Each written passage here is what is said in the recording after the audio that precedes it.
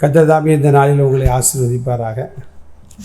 எல்லா மனிதரும் விரும்புகிற அநேக காரியங்கள் உண்டு. அதில் ஒரு காரியம் என்ன அப்படின்னா, விரும்புகிறது மட்டும் இல்லை, வாழ்க்கை அது முக்கியமும் கூட. என்ன அப்படின்னா, யாராவது உதவி செய்தால் அதில் நமக்கு இருக்கிற சந்தோஷமே வேறு எதுலேயும் கிடைக்காது. என்னெல்லாமும் இருக்கலாம், பணம் இருக்கலாம், செல்வம் இருக்கலாம், படிப்பு இருக்கலாம். ஆனால் உதவி செய்கிறவர்கள் இருந்தால் நமக்கு ரொம்ப மகிழ்ச்சியாகவே எப்போதும் இருக்கும். அப்படி உதவி எதிர்பார்த்து பல உதவி செய்கிறவர்கள் போல் வந்து தீமை செய்து நம்ம வாழ்க்கையே ஒரு வேளை கசப்பாக இருக்கலாம். காரணம் என்ன அப்படின்னா, இந்த உதவி செய்தவர்களால் முதல்ல உதவி செய்கிற மாதிரி வருவாங்க, பிறகு தீமை செய்திருவாங்க. அதான் உலகத்தில் சொல்லுவாங்களா, கிறிஸ்டியானிட்டி சொல்லப்போனால் யூதாஸை சொல்லுவாங்க, இயேசு கூடயே இருந்து வாரிவிட்டாங்க. உலக பிரகாரம் சொல்லப்போனால் கட்டப்பனோடு இருந்த எட்டப்பன் அப்படின்னு சொல்லுவாங்க. உங்களுடைய வாழ்க்கையில் உதவி செய்தவர்களே உங்களை உதவாதவர்கள் என்று சொல்லலாம், அல்லது அவர்கள் உங்களுக்கு உதவி செய்ய வேண்டாம் என்று சொல்லி விலகி இருக்கலாம். அதனால் கவலையப்படக்கூடாது, கண்ணீர் வடிக்க வேண்டிய அவசியமே இல்லை. எப்போதும் நமக்கு உதவி செய்கிற ஒருவர் நம்ம கூட இருக்கிறாரு.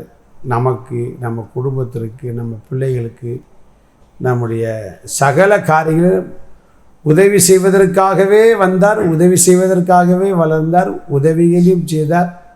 உதவி செய்வதற்காகவே சிலுவை சுமந்து ரத்தம் சிந்தி மரித்து அடக்கப்படப்பட்டு 3ஆம் நாள் உயிரோடு எழும்பி பரிசுத்த ஆவியானவர் நமக்கு தந்துட்டு போயிட்டு திரும்ப வருகிறவர் அவர் தான் இயேசு. ஒரு அலையிலே சொல்லுங்களே லூயா. அதான் ஐயா பண்ணார் இல்லையா, உதவி வரும் கண்மலை நோக்கி பார்க்கின்றேன், வானமும் பூமியும் படைத்தவரை நான் பார்க்கின்றேன். கால்கள் தள்ளாட விடமாட்டார், காக்கும் தேவன் உறங்க மாட்டார். இஸ்ரவேலை காக்கிறவர் என்னாலும் தூங்க மாட்டார். உதவி செய்ய ஏமாத்தி அதையே ஏன் நினச்சிக்கிட்டு இருக்கே, அதை விட்டுருங்க. நான் பொதுவாக என் வாகனத்தில் ஃபுல்லாக அதான் இருக்குது, வானத்தையும் பூமி உண்டாக்கிற கர்த்தரிடத்திலிருந்து எனக்கு ஒத்தாசை வரும். அதனால் பரிசுத்தவான்கள் எல்லாம் அவரை அப்படிப்பட்டவர் என்று தான் தன்னுடைய பகுதியில் ஆகமங்களே எழுதி வச்சார். பவுல் என்ன சொல்றார் பாப்பா, 2 கொரிந்தியர் 6ஆம் அதிகாரம் 2ஆம் வசனத்தை பாருங்க.